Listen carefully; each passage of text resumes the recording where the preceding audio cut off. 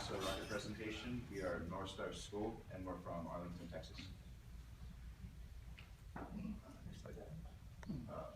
Our team name is Nitrous Haze. I'm the team captain. I'm Larry Baker. I'm a senior, and I will be pursuing a degree in biology. I'm Nicole Platz. I'm also a senior. I'm either attending Texas A&M or the University of Texas for business.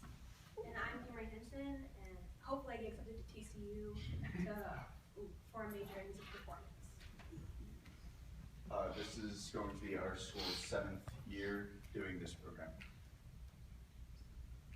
Our goals for this rocket is to successfully design and build and launch a rocket, and for it to reach transonic speeds, and to successfully recover the rocket, and to use this data and analyze it for further testing. To determine the effectiveness of this, we've created 2 flight profiles, Roxham and Excel. Our assumptions for the flight, in Excel we used an average thrust instead of the motor profile. Our CD was a 0.4.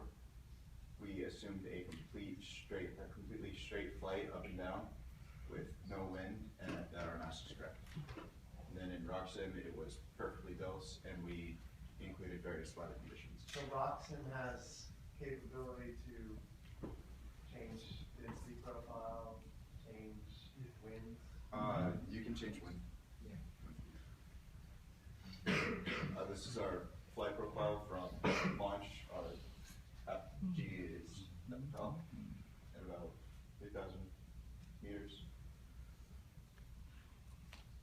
This is our flight profile from Roxham. We had a margin of 1.68. So we drew a rocket, what's diameter? The diameter, 5 centimeters by 5.8 centimeters.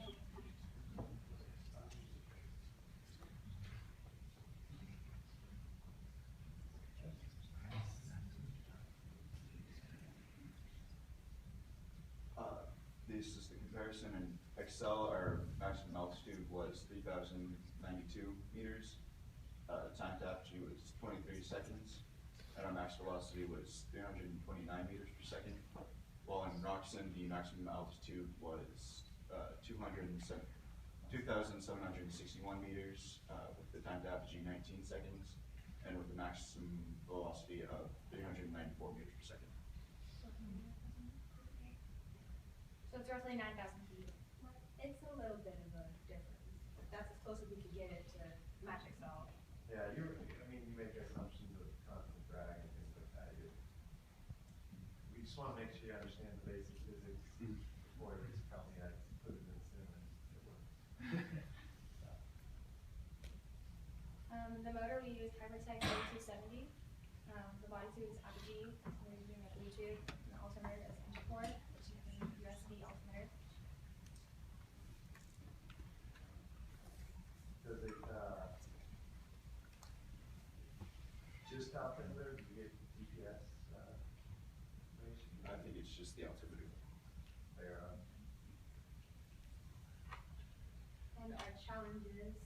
In the 7 years we've done this, we've never had successful recovery of our rocket, whether it be the parachute didn't deploy or we just haven't actually gotten the rocket from the launch site. So hopefully We did Transonic last year, and it was a pretty much a very pretty flight, and then parachute didn't deploy and it went straight to the ground. So this year we're trying to allow for enough space in the body tube for anything miscellaneous. Or we added a GPS last year, which is why we didn't have any extra space in there. That's why the nose cone was too tight. So. Yeah, and I don't know, so obviously, right, before we went into the FP1, we tested the parachute. The parachutes are the hardest thing. I mean, we can't even fully model all the dynamics that occur during parachute. So we did, probably 18 full-scale tests to that system, and we had some failures too, right, early on. So if there's any way you guys can think about, hey, how can I test this right? I don't know about firing black powder charges at school. I know it's probably not acceptable, but hey, I can pull on the nose cone and see how everything deploys. Hey, did it take a bunch of force to pull that nose cone, or did it just pop off? Or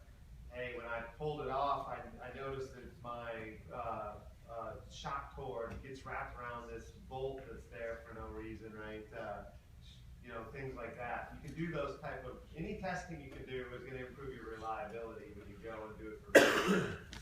Think of clever ways you can test your recovery system, if they won't let you actually, deploy it on your own.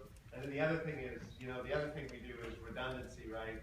We don't have one GPS, right? We have 2 GPSs and they work independent. So I know you guys are on limited school budgets, but hey, is there a way to, I'll spend most of my budget on the good altimeter, and then I'll have a backup altimeter that I use, and so I'm getting 2 charges, right? And that doubles my chance that my avionics or my altimeter isn't the lead cause of my failure. And then also, you can test altimeters on the ground too, by cleverly using buckets and vacuums and things like that. So test it if you can. All right. Next chart. It's just. Okay. Awesome.